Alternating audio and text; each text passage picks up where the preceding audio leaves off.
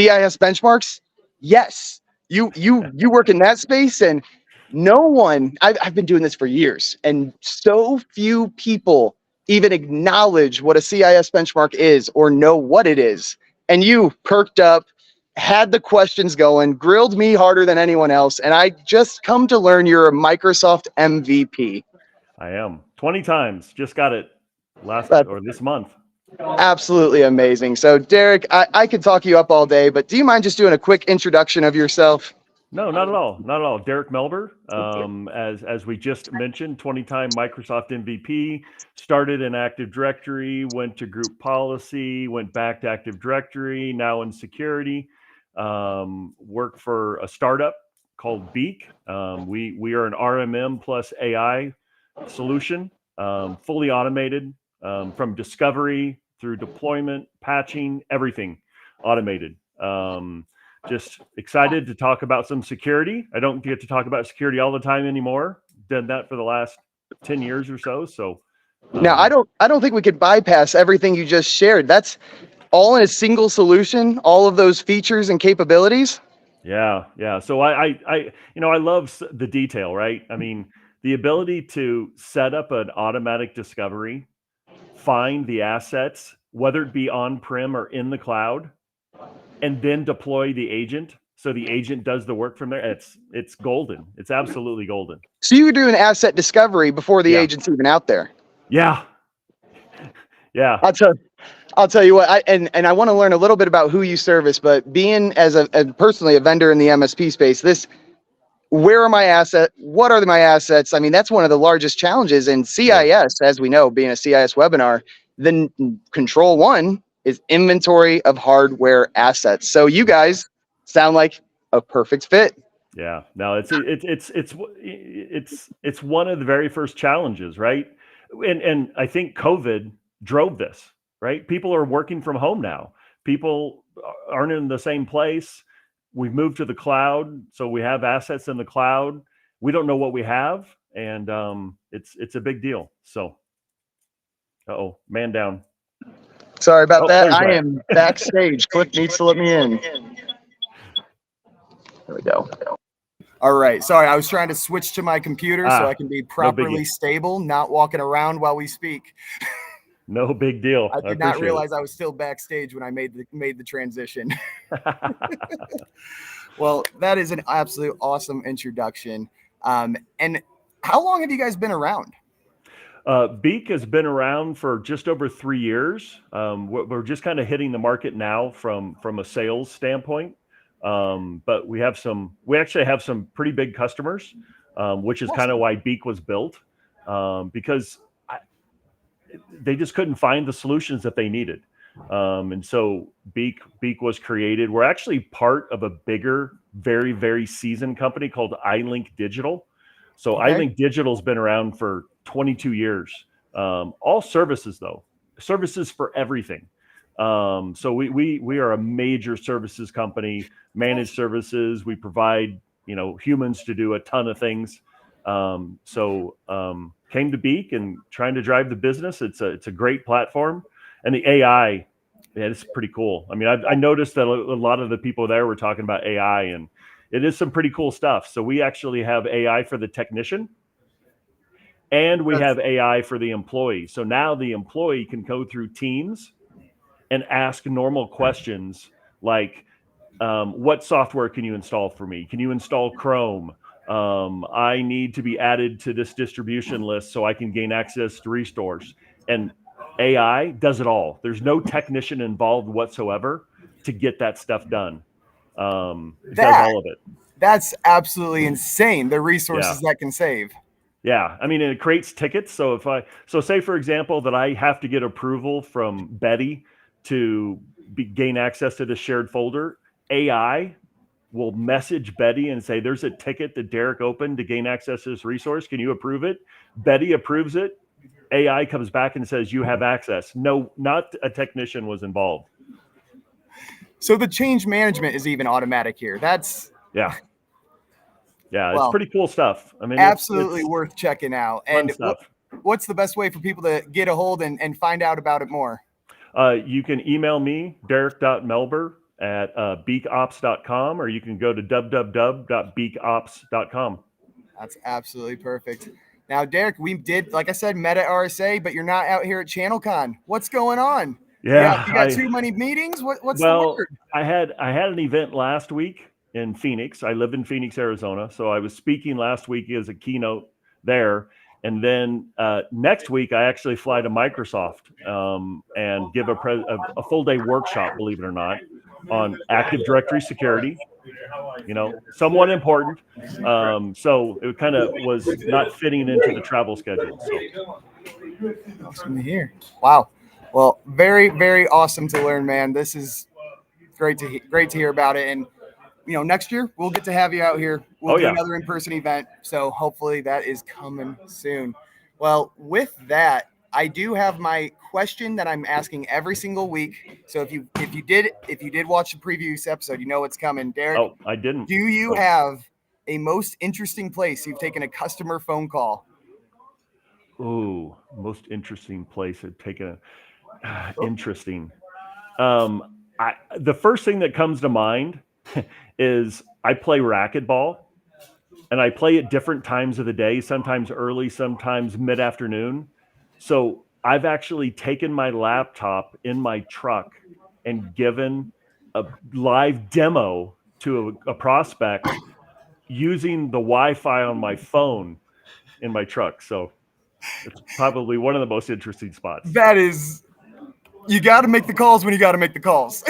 Yeah, I mean, I want to play racquetball, so I mean, it's either miss out or take the laptop, and I've actually left the gym. I'll be back for the next match, and I leave, go take the call, and then go back in. So I love to hear it. So personally, for me, I'm actually very into squash ball right now. I guess that's probably like the step cousin of the family. That's much slower pace and much smaller ball, but racquetball is a bit crazy for me. Yeah, but squash is a mental game. I mean, it's you gotta, that ball just doesn't bounce.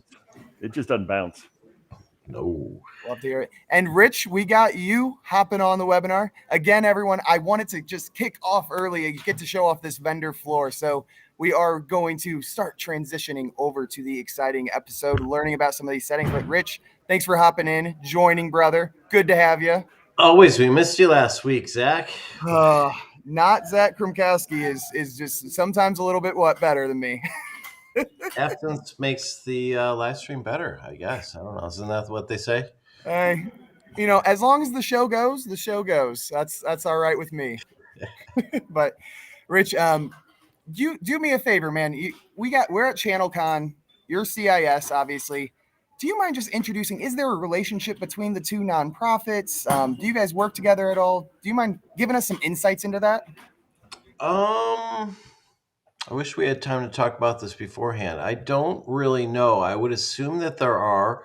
I did see some of your walk around, and certainly we have partners there. That's for sure. I don't.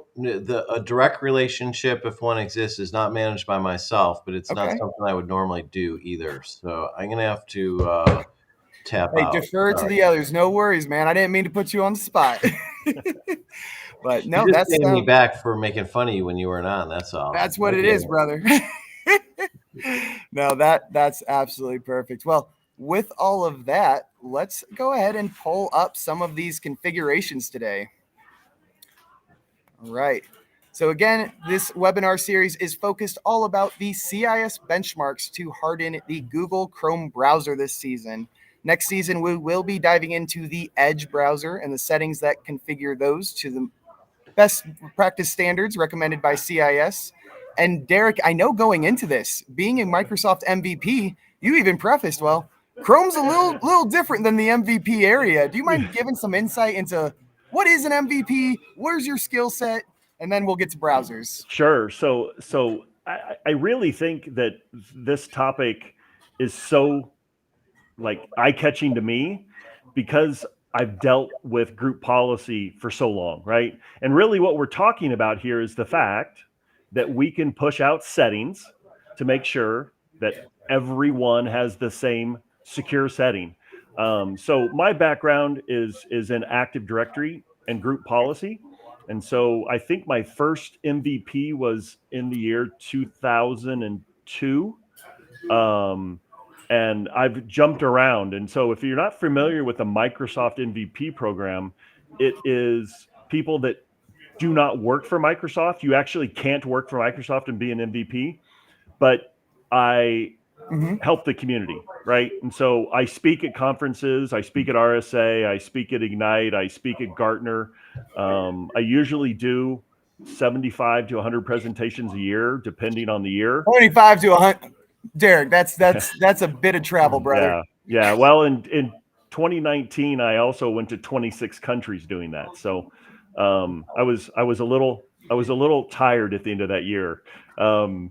But you know, I do a lot of content, so I'm prolific on LinkedIn. Yep. I try to help my community as much as possible, and hopefully this helps. I mean, I am a huge proponent of security from a preventative standpoint, and that's, in my opinion, what CIS is all about, right? Yep. CIS does the work to make sure that they fully document why you should secure XYZ setting. And it really does make a huge difference. Yeah, And thank you for that, Derek. It's so important, and CIS doesn't do all the work. We lead a work effort, and it's really a community process that makes the recommendations that we curate. So, you know, the for benchmark specifically, what CIS does is we organize a team of experts both within our company, is our nonprofit organization, I should say, as well as folks like Derek, folks like Zach, and folks like others that might be listening today. So once we come up with that draft between our kind of the vendor and the collective experts we bring together, we open that up to public comment through our Workbench platform. And that's where we really get great insight on, hey, that's great, but it's going to break everything that I do. So can you soften that up or something? Or, you know, so it is a community consensus driven process. So it's not just us pushing this out saying we know all, we know best. It's even better than that. It's almost you know, we give them away for free, so it's somewhat open source, I guess, as well. It's awesome to hear. I mean, yeah, you guys seem both just like true community champions, and I do hope this is part of that journey for everyone, where they do walk away from here learning a little something new. But Derek, let's dive in a little bit deeper. So one talking point we really dove into was group policy versus local policy. You're an expert in Active Directory. Can you kind of give a breakdown? What is there a most effective way? Is there an easiest way? Just give a high level explanation of where your viewpoint is. People going in? Are GPOs, are people moving away from GPOs or Active Directory? Where do you see people going right now? so group policy was the mainstay for 15 to 17 years, right? I think some things have happened at Microsoft that has made the group policy and AD community kind of go, wait a minute, right? So AD itself, on-prem AD, gets no attention at Microsoft. They say it does, but it really doesn't. There is no more group policy team at Microsoft. It's all gone, right? They're moved on to something else. Many of them moved on to Intune, right?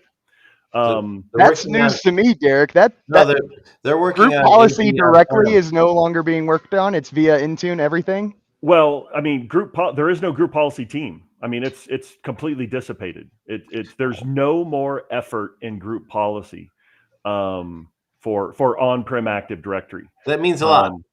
Yeah, it does. It does. And so what I'm seeing is those that created group policy over the last 20 years aren't getting rid of it, right? And they're still using it, right? They have the internal technology and mind power to know how to do it. But when they need to do something else, they're going to have to find another solution, right? So they're using third-party tools. They're pushing to Intune. They use tools like Senteon to really make sure that things are secured. And if nothing else from today, if no one listens to anything else I say, please secure your endpoints and your servers.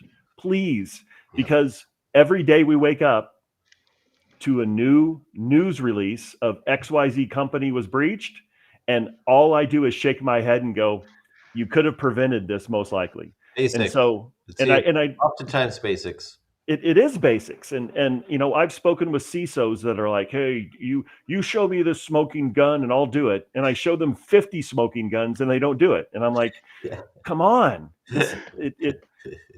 Is it hard work? Sometimes it is. Yeah. Sometimes it can be hard work, you know, Right. and things break, right? Not everything can be secured to that level, but It our works until goal it doesn't. is to secure as much as possible and make that attacker work for it, right? Because today they ain't working for it in most cases. It's Yeah, super still too easy. And that's what with those CISO and above conversations. That's where I like to use the CIS controls framework and kind of walk through their maturity level against the most basic cybersecurity hygiene that they should be achieving, which would be implementation group 1, depending on their industry. And if they have big gaps in there, we can map that out. We'll see at the end of these slides the MITRE attack framework. They will see, probably sooner rather than later, if they have big gaps in just basic settings that the CIS benchmarks calls out, or if they're just not following good policy in general as guided by the CIS controls, it's just not going to go well for them, unfortunately. And Derek, you said one critical thing I don't want to bypass. You are seeing a lot of these attacks. The attackers are doing the same things they were doing a decade ago, 2 decades ago, and it's still working. Yeah. Is preventative security just not prioritized? Is setting up reactive, or like what's your take on the security landscape today regarding like preventative or reactive prioritization? So I actually worked with a company that does, in my opinion, awesome CIS benchmark analysis. And so, they would go into assets and they would compare the CIS benchmark to the asset, which that's the heavy lifting, right? It definitely tells you this is what you need to do. Yep. And I would show that to an organization. I don't care the size of the org. It's SMB, enterprise, it didn't matter. And they're like, yeah, this is some good stuff, but I got to do the work to actually push them out. I have to do the work in case it breaks. And this probably was the most important one. That doesn't seem important. I'm like, well, you're not recognizing the problem. That is the problem. Exactly. And so I think it's a multitude of things, Zach. One is I'm afraid to break something. Yep. Yeah. 2, I don't have the time, right? I am responsible for these 10 things, and you're wanting me to add an 11th thing. And in my opinion, I'm thinking this should be part of the 10, in my opinion. And then I think there is a lack of knowledge in the industry, which I hope, and I don't know really where this is going with CIS benchmarks, but AI can help so much. Yeah. It is. I mean, we have AI built into our platform, and I'll be honest, right? Back when I was in school, there was AI and machine learning.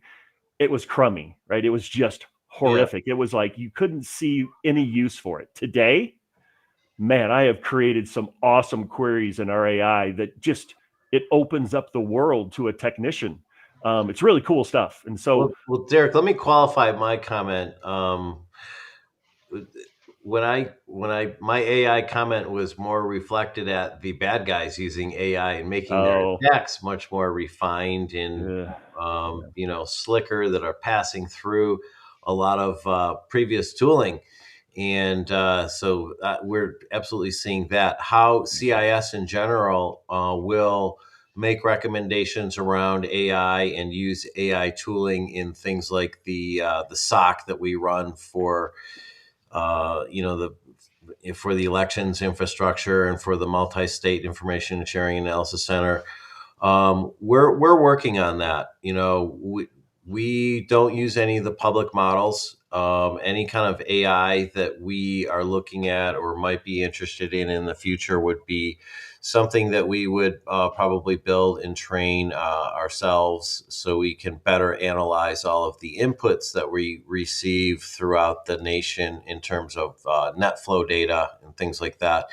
There is opportunities for us to, potentially do better analysis with tooling like that, and even potential to share more information out to the community. But I think we're quite a ways from that. We have people that are very much in tune with that. But as a policy right now, we don't look at any use or want any of our employees to use any of the public AI platforms at all in general. Sure.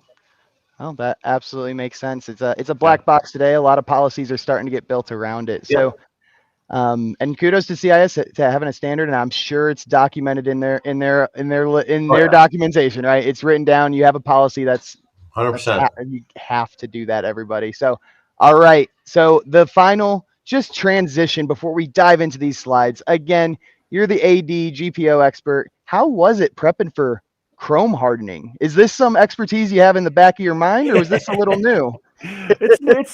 Well, again, with my history, they're just settings, Yeah. right? They're just settings.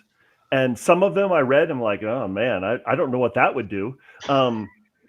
But they're kind of common sense at the same time, though. Some right? of them are. A lot Some of these them are. And so I went through and I made some little notes in there, and again, it was a blast from the past because it really reminds me of my group policy days. Because I don't do much with group policy anymore. Right. But I think for 8 years, there were 8 of us in the world that were group policy MVPs. And so it was a great time to be part of group policy. Awesome. And for those of you that are watching this, the most important thing is to understand that these settings are important. Yeah. And how you distribute them, I don't care. Right. I just want you to distribute them. Right. If you do it manually, if you use Senteon, if you use group policy, if you use whatever, just do it. Right. And I'll share too the biggest. So within Secure Suite memberships that we offer, we have some build kits that have typically been delivered in a GPO format, but now we are beginning to, and we have some Intune build kits, if you will, so you can push out CIS settings using Intune because of the movement away from GPOs, which sort of prompted my question a little bit on the front end of this. Yeah. But for sure. Absolutely. And I wanted to add, I hope I'm not talking too much, but I flip through the slides. I always flip through the slides to make sure I understand. Make sure Zach didn't mess up writing them. Yeah, things like that. No, I'm never worried about that, but just so I have a basic understanding. I feel like if it was a multiple test, and I didn't have any notes, and with my background in cybersecurity, I could click through that and probably get 90% maybe. But what's interesting is why do that when CIS gives you the answer key? It's provided. And a lot of these are like those SAT questions where the wording is like opposite of what you expect. So if you read it quickly, you might have one thought process in your mind, and the right answer is the reverse. So there's a lot of stuff like that. So even if you feel pretty confident with your security knowledge, and a lot of us do, probably that are watching this even, but use the answer key. It's provided there for you. Just click along or use one of the automation tools provided by Senteon or others that can do it for you even better. Double negatives in these settings can get you. Derek, you got an explanation for us, Mr. MVP? Why are double negatives in this? Why are they not just written in one way? Oh man, if I could tell you that, I could solve world problems. I mean, because it has been such a pain forever, even back to system policy. It's like, no, back in Windows that NT. way. Well, you think you did, but you didn't. Yeah, that's right. That's right. You mean I have to disable this to turn it on? Correct. Yeah, you do. That's right. Disable is enabled. All right, guys, we have caught up enough. Derek, I'm excited for these settings. Let's dive into the first one, and we have a mouthful of a first setting here. But determines whether the built-in certificate verifier will enforce constraints encoded into trust anchors loaded from the platform trust store is set to enabled. Out of the gate, I intuitively want this enabled, in my opinion, because it's verifying and enforcing. I mean, when I see those words, usually that's a good thing. But Derek, can you shed some more light as to what this is saying? So it's certificates, right? I mean, it's all about certificates. And first of all, we need certificates, right? I mean, we're on the internet here, so we need certificates. Yep. And two, the attackers come up with the most bizarre ways to get into our systems, and they're going to create fake certificates. And I'm trying to remember, it was, I want to say 5 or 6 years ago, someone created fake Microsoft certificates and were like prolific. Oh no. And so, this is where you need the verification. And I don't understand all the anchors and stuff, but the whole point here is we need to know that what we have in our systems are true. It's just like everything else we're seeing, right? Spoofing and all the things we click on to make sure it's there. The other day I noticed, and this isn't exactly about certificates, but it was something on LinkedIn that said, can you tell the difference in this URL? And basically the A was That's Cyrillic. hard. So the A looked like a smaller case A. And if you looked at it closer, it was weird looking. And that's what they're doing. And that's the same thing here. The certificates have to be verified.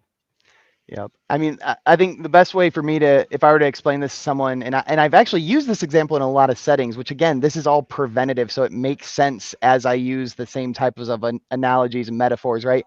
But to me, this is trying to get into that fancy restaurant where you have to have a special invitation, right? There's someone at the door. Is this a real invitation? And if it's not, you're kicked out, right? But if it is approved, it's enforced, and it's the right invite, and it's not spoofed or faked, right?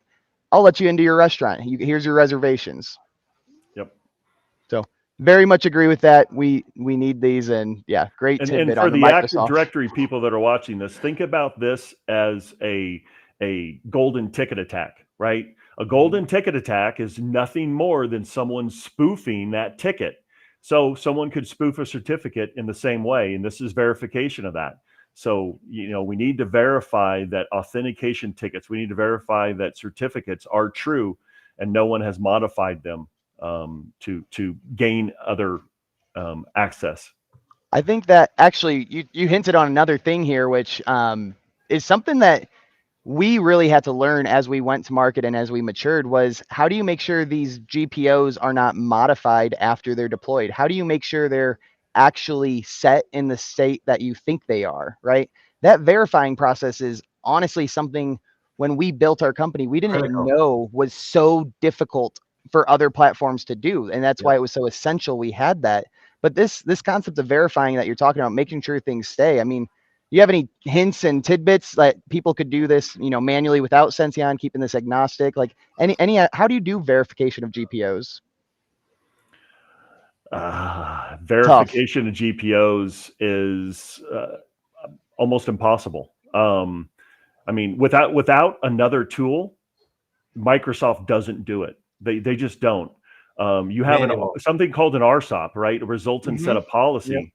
But I still, next Friday, right? No, not this Friday, next Friday, when I'm in Microsoft, I'm doing this all day workshop, and I'm going to show the RSOP, and I'm going to show people things that they don't know. And it's the year 2024 about RSOPs and group policy, because it's complex. It's extremely complex. And it's also complex when you start adding, as Rich said, he's got some solutions where you can suck in settings into group policy. That extends group policy in a certain way. When you start extending group policy, it becomes even more complicated, because now you're trying to make sure that the RSOP understands what it's analyzing. And even Microsoft solutions like advanced auditing doesn't do a great job with RSOPs. So, if you have a complex group policy environment that you're relying on, you need to get a solution that can help you verify group policy. There are some third-party tools out there, but you can't get them from Microsoft because they don't exist. Wow. Yeah, I can't agree more. Because all environments are fluid. right? Unless you are the only guy that has access to touch that group policy. And even then, systems can make changes you might not know about. Unless you have the strictest of strict controls that you know exactly what's going on there, things change. That More, there's local more policy than one cook in changing. the kitchen, and systems are fluid. There's continuous movement. Things are added, things are taken away, settings are changed for the new update. So you need to have that timely scan and reporting of where those settings are at, and are they continually meeting the policies that you put in place, which hopefully is maintaining a certain level, percentage level of compliance for the CIS benchmarks in various technologies. And Yeah, Zach can help you with that very well, right, Zach? absolutely. But I mean, this all just ties back that GPO level, that domain level, that Intune layer. If things change locally, it's not picked up till the next scan, or it's Yeah. not picked up at all in a lot of Right. cases. I'm sure many of us have deployed an Intune policy and realized it never took. Sure. So this is a point I want to make of what we're talking about here, okay? And it's tangential to this conversation, but it's so important. If you give your users local administrative capabilities on their box, stop. Just stop. I'm begging you. Stop, okay?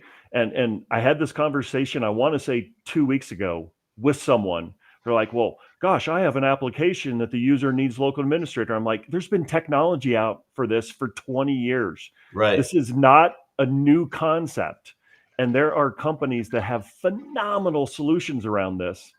And Sure. I was trying to explain to someone, these technologies don't give the user privileges. They give the process privileges. And what this does is it isolates the user from being able to change things that shouldn't be changed, including all the settings that are being pushed from the benchmarks. And even adjunct to that, it might not be the user trying to do that. It might be the user's machine might be compromised, and all of a sudden Yes. a bad guy's going after that stuff. 100%, and that's the biggest thing, because the attackers know exactly what they need to modify once they get in. Yeah. And it was about 2 years ago, someone was breached, and I was talking with them, and I said, how did you verify that the attacker didn't change things? And they're like, well, they were only in for a couple of hours, they didn't have time. Oh, A couple of hours? Those I'm scripts talking they about brought in. I'm talking about a minute or two. They are prepared. They Yeah. have things absolutely prepared to make changes in the back end.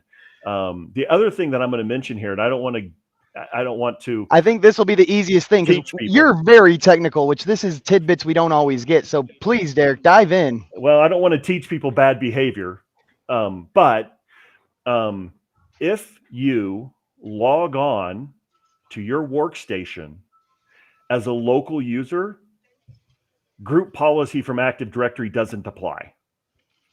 Okay? So not that I ever did this when I was an admin, ever. I would never do that. But I would create local accounts for myself and then log on to those local accounts, because I'm the one that set up group policy in Active Directory, and I didn't want those settings, right? because I wanted to do what I wanted to do. Yep. And then when I went out to the network, the names were the same, so I had pass-through authentication, right? So these tricks are still being used today, right? And so when I go in and do an audit, I absolutely want to look at IT, developers, C-level, anyone that has important stuff on their computers, and they should not have a local account. And I flag them every time, because if they have that local account, they're using it. Yep. And we do not want them to use that. So if you're in audit, if you're in security, first of all, make sure that you check local accounts on all of your endpoints, including servers, because we don't want administrators logging onto a server with a local account.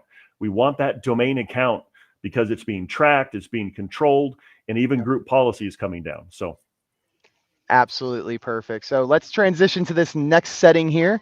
And we got some guests hopping over here. Welcome. We got Robert Stufflebeam in the background. Welcome to the webinar, brother. All right. Let's next setting here. So we do have keep browsing data when creating enterprise profile by default is set to enabled. So this is telling me we want to maintain additional data, which kind of goes against. But Derek, what's this actually saying? Yeah, so that's exactly what I thought, Zach. When I was reading this, I'm like, wait a minute, we want to keep data? Don't we want to purge data? But what this does is it helps actually maintain the profile, right? It's putting things in the profile to help maintain it so it doesn't have to be rebuilt. And also, if it's in the profile and whoever is trying to attack the machine doesn't have privileges, they can't basically put stuff in there that shouldn't be there. That's the way I'm reading this. And it's really helped consistency for that profile. I mean, that's exactly where that's where it has to go, right? Because a lot of times it is what we thought it wouldn't be, right? We thought we'd want to get rid of this, but there's always going to be a use case, and that's why we need to trust in the CIS benchmarks, right? They've already gone through the testing.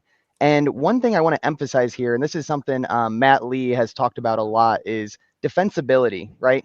If Derek or even myself, right, all of us here, we go through that, we're like, oh, we don't want this. This is less secure, right? That's our instinct, that's our opinion right there, and we have no defensibility other than that's the best practice I thought it would be, right?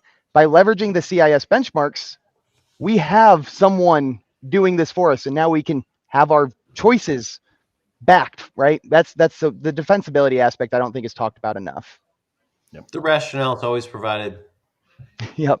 All right, let's go over to this next setting here, and we have allow file or directory picker APIs to be called without prior user gesture is set to disabled.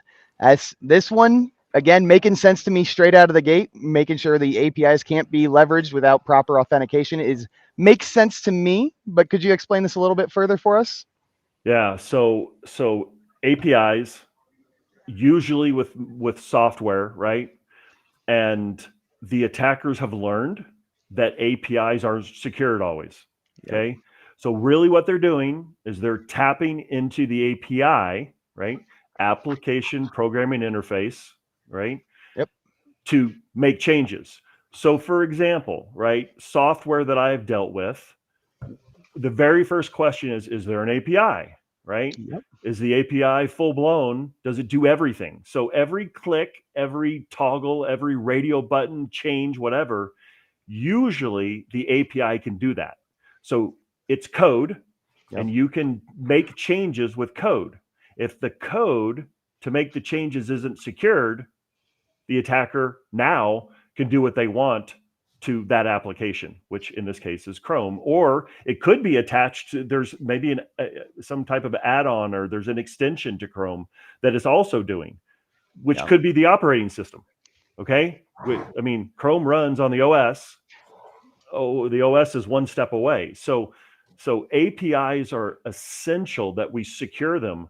And that's what this is doing, is it's basically saying file and directory picker that says, okay, I can access files and directories, and the API we're saying is disabled from doing that because of security. Yep.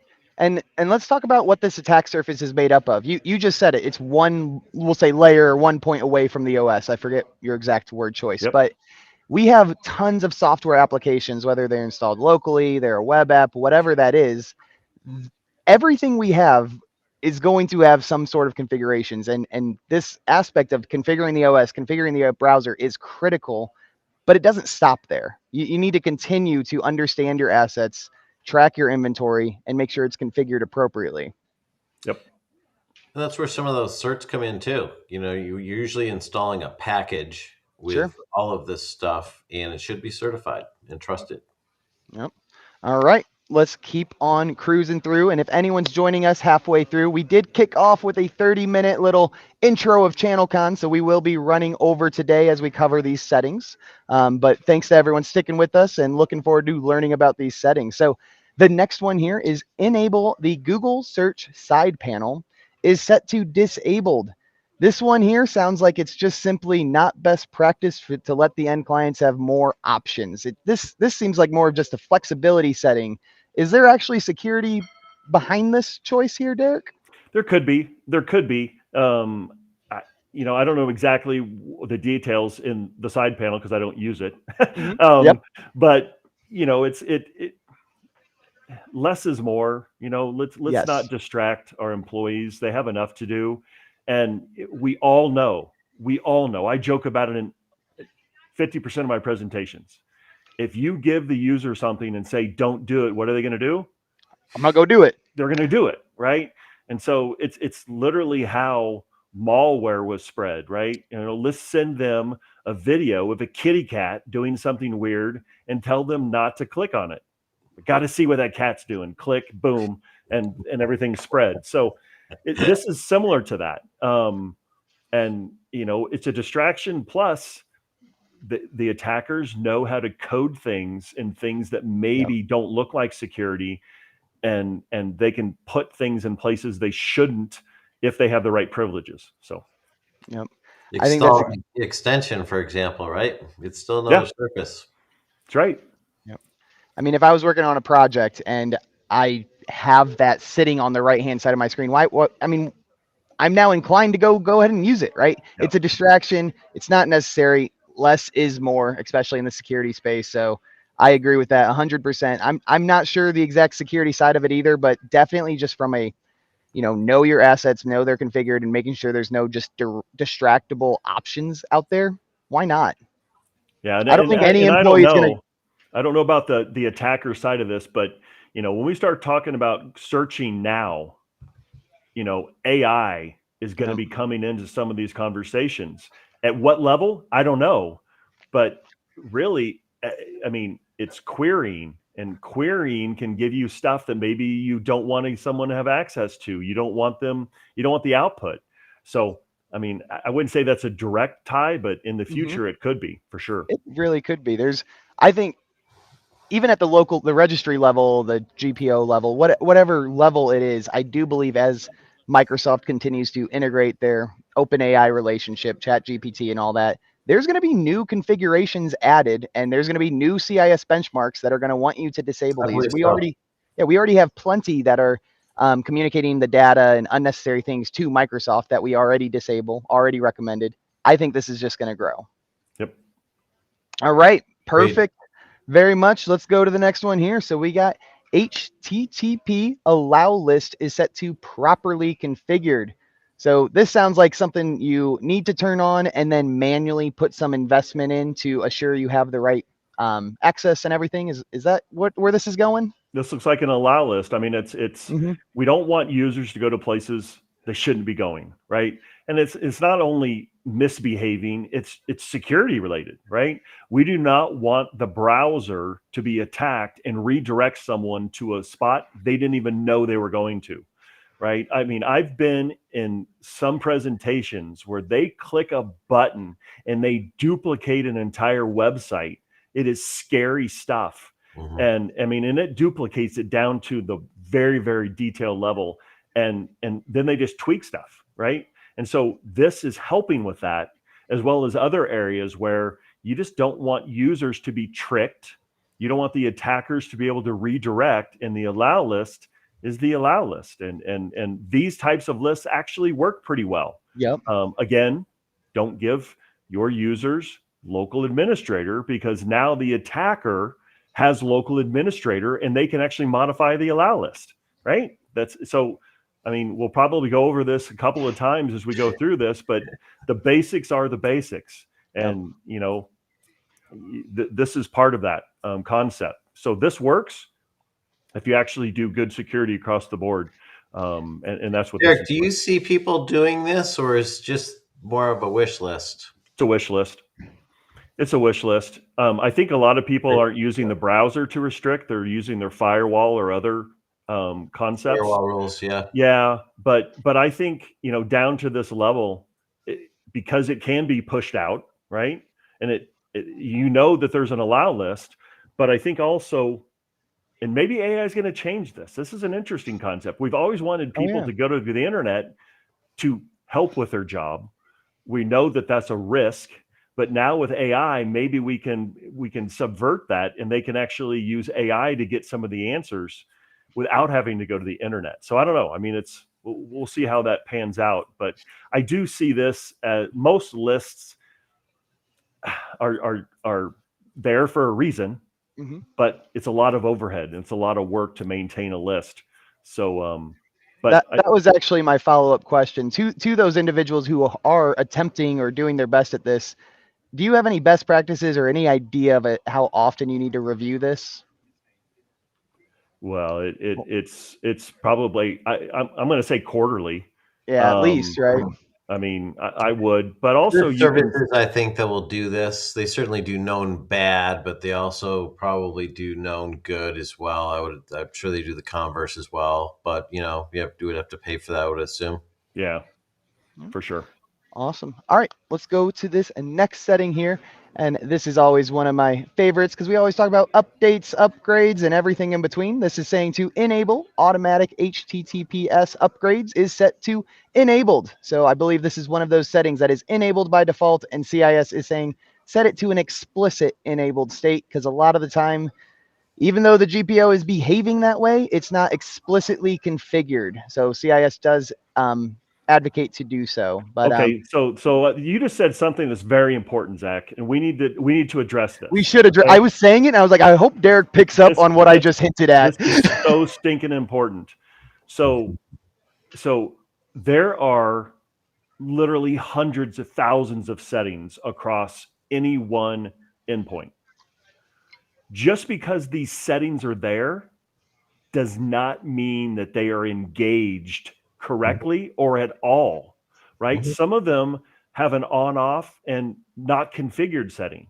So what is happening here is the recommendation is pushing beyond what the default is. And that is a ton of what CIS benchmarks do. Okay. Yep.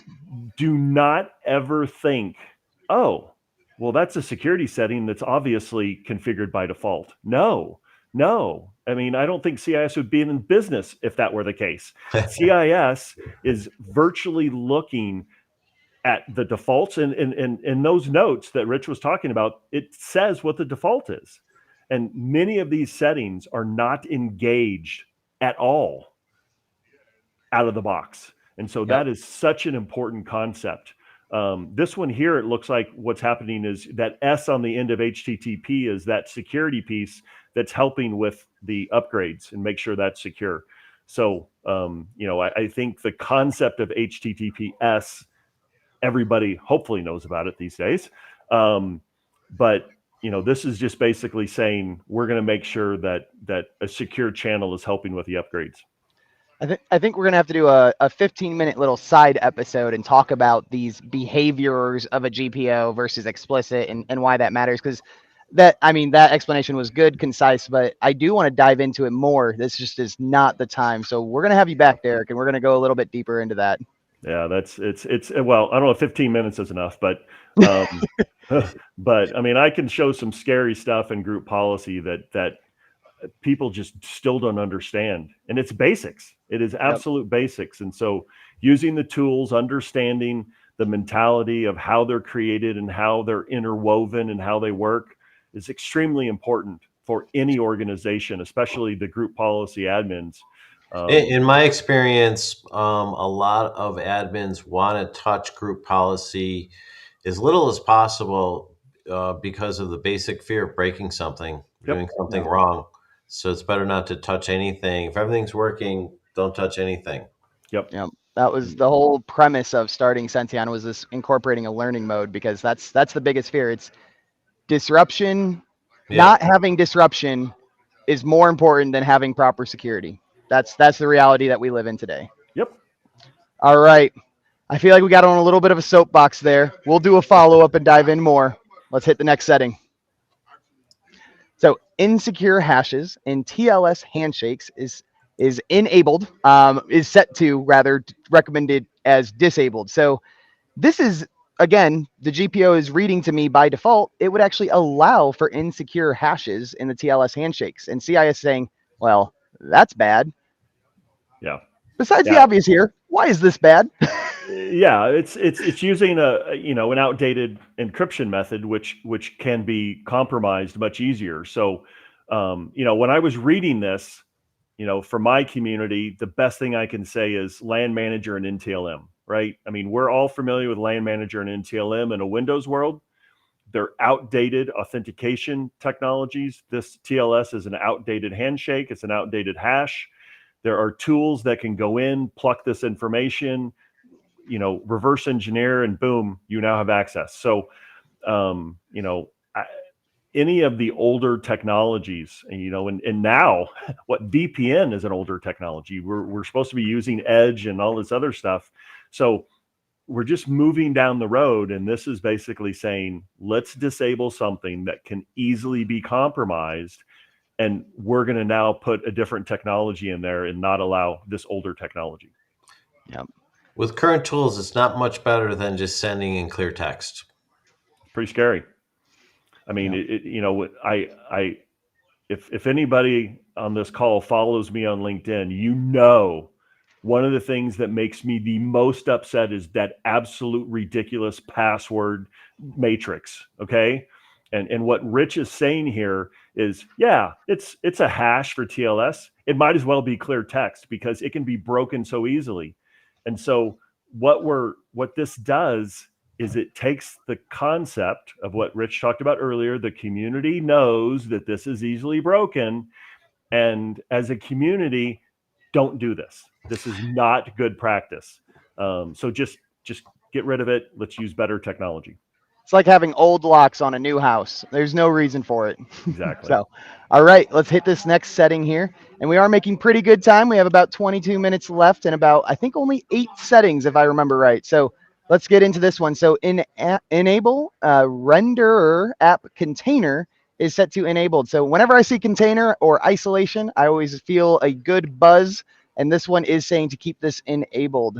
Derek, can you explain what this means? Man, the browsers included isolation quite a while ago. Okay. And, back in the day when I was working with Microsoft specific browsers, they actually added some isolation around the time of UAC, user account control. And so this is 14 years, 16 years ago that these things have been here. And so what is happening is the browser is being configured to be isolated from other applications, right? And there were terms like, breaking through glass and breaking through and all these other concepts. This is what is isolating the browser from the other apps, because what you don't want, right? You don't want the user to be a local admin. They're a local admin. They go out to the internet. The attacker comes back through the browser as a local admin and now have access to the applications. That's one of the things. And it may not just be an administrator. It may be elevated privilege or whatever else is configured on that box or through the browser. This is isolating the browser from applications, or the applications from the browser, right? It's just creating that barrier so that the two don't communicate. Yeah. I mean, that's absolutely, I mean, it's organizing things in a way to where same things are with same things are with same things. There's no bleed over. There's no cross data. Absolutely. Yep. So, all right, next setting here, we are going to dive into enable strict MIME type checking for worker scripts. Again, I mean, this is going a bit technical right out of here, but again, some of these are secure by default. And when I see it written in the GPO name, that usually means it is secure by default, but not always, as we've seen. But CIS does recommend to keep this enabled. Can you give a little bit of a higher explanation on this one? Yeah. So MIME types, right? MIME types. And gosh, a long time. I don't remember what MIME I had to look this one up myself. This is an acronym, but basically a MIME type is the extension, right? So it's the extension of files. And so the MIME type is being protected here, right? We don't want to inject PowerShell scripts or other scripts extensions in place of other things. So if you notice here why it matters, enforcing the setting blocks malicious scripts from executing. So we're forcing the use of certain MIME types that are allowed for that instead of the replacement. So it's really making sure the correct file type is being used. Yep. And I mean, all these explanations, I mean, they all have a theme, right? It's all making sure it is who they say they are. It is what it's supposed to be. It's the most up to date, right? Then this goes back to your introduction. These are all preventative controls to be putting in place to make sure when you see the incident on the news, and Yep. you don't have to squeeze your toes because it's like could have been avoided. Yep. Zach, and Absolutely. why are these all common themes? Because they're all attack surfaces. I mean, these are literally the way the bad guys. I mean, if you want to think as a bad guy versus trying to protect your own systems, I mean, these are literally the way these people you're getting targeted by through these gaps, through these what would be considered maybe a less important change, but all of these things collectively do add up and do become very, very important overall. Yep. Yeah, I mean, I think the theme with that little bit of conversation is attackers don't do basics, right? Now, they're not doing the sophisticated, crazy stuff, but this is not sophisticated to an attacker. It's a No. MIME type. It's just a file type. And so if the file type can be modified and allowed, they can inject whatever they want and they can do whatever they want. And so, back in And the it world of takes a nanosecond to make that determination if that's easy. possible or not. And Absolutely. Absolutely. They on the have web, they have scripts to check to see if the settings are in place, and then they're going to run other scripts based on what those are. It's super simple, which is what we are telling you to do, right? We are suggesting to you that you verify these settings are in place so the attacker can't do it. That's what we're asking you to do is you go check them. I hear the concept of lay of the land talked about pretty often. I mean, if you don't change any of these, the attacker's going to know exactly what they're getting into as soon as Exactly. they get there. Why make it Yeah. easier? It's and very, very few operating systems and applications are secure out of the box. Very Yep. few. So All the right. attackers know what to look for. the bad guys will test their tricks against those out of the box settings. You bet. Yeah, because they know that a lot of people won't change them. So like, hey, how can I get into this with just basic, with Yep. default settings? Because I know they're out there. Let's go. That's right. Yep. All right. I think we got 2 more settings, and we are going to be diving into the. Actually, no, 3 more settings. So, allow remote debugging is set to disabled. I'm glad this recommendation is disabled because I don't think I could have justified this if CIS said anything else. Yeah. I mean, debugging gives you access. It tells you things. You can do things remotely. It's just bad all around, right? So disable it. I mean, it's don't let the attacker do something they shouldn't be doing. I can't think of a scenario an employee and an end client would ever need access to remote debugging. Yeah. I don't believe if you don't have local admin, I don't think you can turn this on, but I'm not sure about that. I think Well, that's another good point, right? I mean, these are defense in depth. That's what we preach, right? Yeah. Say hypothetically they do get one, right? They get local admin. At least now this next layer is still there. Yep. So I don't think there's anything more to say on this. Don't allow remote debugging, Say everyone. It's bad. All right, let's get to something a little bit more interesting. Cookies. Talked about constantly. All the websites are asking, do I accept? Do I accept some, none, all of them, whatever. Default cookie settings is set to enabled. Keep cookies for the duration of the session. Derek, high level, educational. Could you introduce what this is? So cookies store information, right? They store a ton of different bits of information. This is basically saying you need cookies for the session, but not beyond that, right? They'll recreate the cookies, right? Mrs. Fields, she recreates cookies all the time, right? So cookies will be recreated in the next session. So let's purge it so they can't be leveraged, they can't be modified and then used in a different session. So we don't want cookies to bleed into other sessions. Cookies for that session, kill them, and then recreate them. So having these cookies like during that session, right? We want to kill them. Is that just making the experience better, or can you give, I guess, a deeper explanation as to why we want them at all? Well, some cookies are needed to gain access to some websites, right? And Okay. you'll actually be denied. You'll get an error. You'll get certain things to pop up and say, I can't show you this information, because really what's happening is information is stored in the cookie that page or the next page needs to read. So it's actually storing variables, information in the cookie for that session. And so it's needed in many cases, most cases, I would say. Attackers abuse cookies because they can store bad stuff in them. Yeah. They can actually put stuff in there that now to the next site gives that site a direction it shouldn't go. And so we just want the cookie to be for that session. Yep, absolutely. All right. What's up, buddy? got part 10 guest coming by to say hi at ChannelCon. Chris Slayer will be introducing himself here in a few weeks. Nice. All right, but we got one more setting here, and honestly, it's another one where we're talking about location. This type of stuff, guys. I mean, these settings exist. There's got to be a reason, and this is one of those convenience settings. Convenience on a personal computer for sure. But what about the work computer? Why do these need to be different? So default geolocation settings is set to enabled. Do not allow any site to track the user's physical location. Man, I mean, how many CSIs have been produced from this?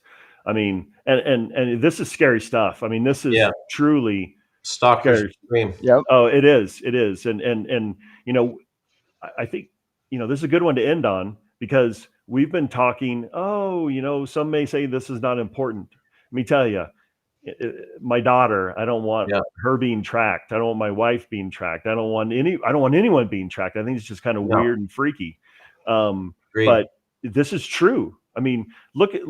I mean, if you watch Taylor Swift, extreme example, and look at, I watch a lot of CSIs, and they have people that use this tracking to find people.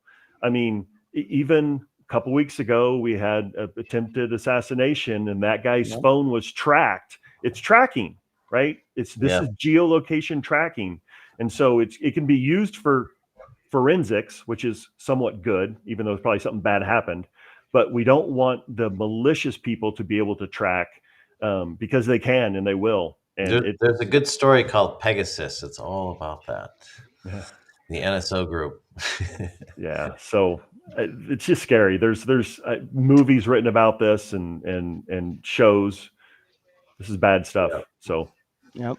Absolutely. And that is a good one to end it on, because a lot of people forget, like, we do talk about cybersecurity. This is software, but at the end of the day, these settings can also disclose physical information, right? Where you are could be leveraged in an email phish. If you get access for an OS setting, right? Access to the camera when not in use, right? Now you know what their room looks like or where their computer is. And all of this data, all this information is creating a more and more articulate phish, a better story, whatever that is. So yes, I do agree. That was a good one to end it on here. And we talked about this all throughout, but I do like to just call out some of these MITRE ATT&CK techniques. So, I think I have about 7 listed here. We got them tactics listed on the bottom right, but let's show these techniques slide here so we can check these out. Overall, we've emphasized preventative, stopping attacks before they happen. These are really the settings that we talked about throughout all of these settings without mentioning them by name. Derek, is there anything more you want to add just on why these settings are important, or call out any of these techniques here? Well, I first of all, if you don't know what MITRE ATT&CK techniques are, go read up on them, please. I mean, they're just as important as the benchmarks, and the tying of the benchmark setting to the technique is vital, because that's the foundation, right? And so when data persistence or certificate spoofing, really these are the categories. And what we're doing is giving you one example that fits under that category. And there's many that fit under those categories. So get to know the MITRE ATT&CK framework and why it's important. And then also start to learn about, which attacks and which techniques fit under which area, because that helps. It helps create a vision of what the attacker is doing, in my opinion. Absolutely. I mean, you want to know your enemies, right? That's the whole point of this. Know what they want to do. That's the better way to stop them. That's the only way to stop them. If I don't know what they're going to do, how do I stop them? Understand the risk. Yep. And I do want to give CIS another shout out here, right? Because these settings are mapped to the MITRE ATT&CK techniques as I'm listed here, right? I didn't make these up. And our settings are modified and added, particularly in the controls framework, where we will raise or lower the priority of a setting based on what MITRE is seeing. and so forth. So it's, we really enjoy that relationship, and they help us become better as well. Yep, absolutely. So now that's a good summary there. Definitely worth checking out. And let's go to this last slide here. I keep this slide here every single week because we talk about this. We understand from the risk perspective, the preventative perspective. We've said that a lot this episode, but there's a lot more to it. I mean, let's talk about that sidebar Google search. That was more user impact, making sure they don't get distracted, right? We haven't really mentioned compliance as much this episode, right? Every episode goes a different direction. This one was definitely on the more technical side, which is always exciting. But Derek, an MSP, even an enterprise, right? When they're considering going after this, how can they start? Do these things I listed on the slide like actually matter, or are these benchmarks just here from the preventative perspective? Well, they absolutely matter. I mean, I actually, in that last slide, I actually have done this talk multiple times where I have this one graphic and I show Active Directory laid on top of the techniques that MITRE talks about. And I basically have a top in green and a bottom in red, and the red and the bottom are all the things that an attacker can do at each step. And I'm like, we know everything that the attacker can do. And we have a setting that we can make to stop them. It's, I mean, awesome. I'd love to see that, Derek. It's really, I mean, we have something similar with the CIS controls in terms of implementation group 1. If you get through the CIS controls IG1 or implementation group 1, you will stop something like 87% of all of these attacks that are identified by MITRE and others. A very, very high percentage just by following the, good basics.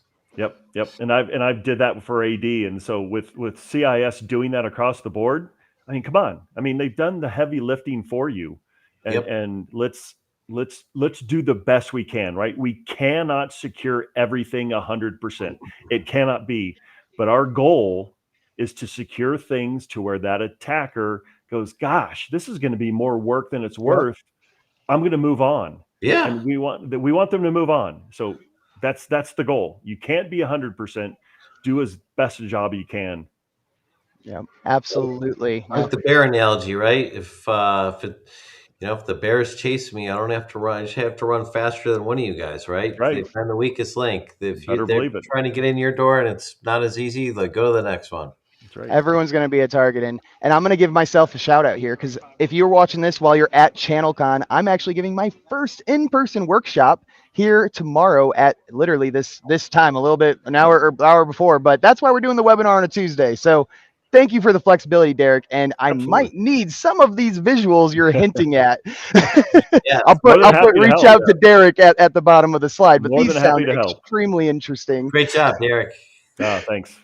You too. Something about doing 100 presentations a year. You've figured out the visuals that work.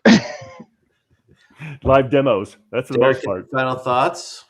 Yeah, Derek. At this point, we've covered everything we wanted to. You've given a lot of takeaways. I think the audience has some action steps they can take away just from this. But any just takeaways to kind of wrap up the episode here? Yeah. First, start somewhere, right? Do not think that your environment is secure enough. Don't think it won't happen to me, or we're too small. We've done enough. We trust Bob and his ability to do security. No, you have to take action, even take small steps every day to secure your environment. I truly believe that preventive stuff is the best bang for the buck. Yep. I mean, the analogy that I give is if you're trying to secure your house and you want to go on vacation, you do not want to receive that message saying someone is in your house, and you look at the video camera in your house and someone is ransacking your house. It's too late. It's too late. So all of these EDRs and XDRs and SIMs, they're great. You need them. We still want video in the house, but you need preventative so they can't get to that point. And so what we're talking about here, CIS Benchmarks, is that preventative piece. Start somewhere, and secure as much as you can. and make sure the security's in place. Make Yep. sure what you put is in place, please. So The validation and reporting is Verify. only becoming more important. yes. So that's absolutely great. And thank you for working with me on the flexibility, joining me as my first on the road webinar. I feel like this might happen a little bit more as I do attend a little bit more shows. So next week I'll be doing it again. I'll be heading to Defend, and I will be hopefully doing this on a different floor, which will be a little excited. So Awesome. really excited for all that. But Derek, excellent guest, just as I expected. We went technical, which is what I wanted. And I will thank you. We will do a follow-up. We will be diving into what behavior versus explicit means, because it's not understood really at all. Yeah. All right. Wrapping up here, everyone. We do have weekly episodes. We are going back to the Wednesdays at 1 p.m. I will be with Andy Laren next week. And then we'll be catching up with Joe Alapat, who did just host their first trade show themselves with RoarCon. And then to close out the season on Chrome hardening, we have Chris Lair, who did hop in and tap on the desk during the episode. So Chris Lair will be wrapping up the season, and then we're going to jump straight into Microsoft Edge hardening. So thank you guys for joining me. Thank you for being flexible. And for those of you who stayed the extra 30 minutes to check out the ChannelCon setup, absolutely.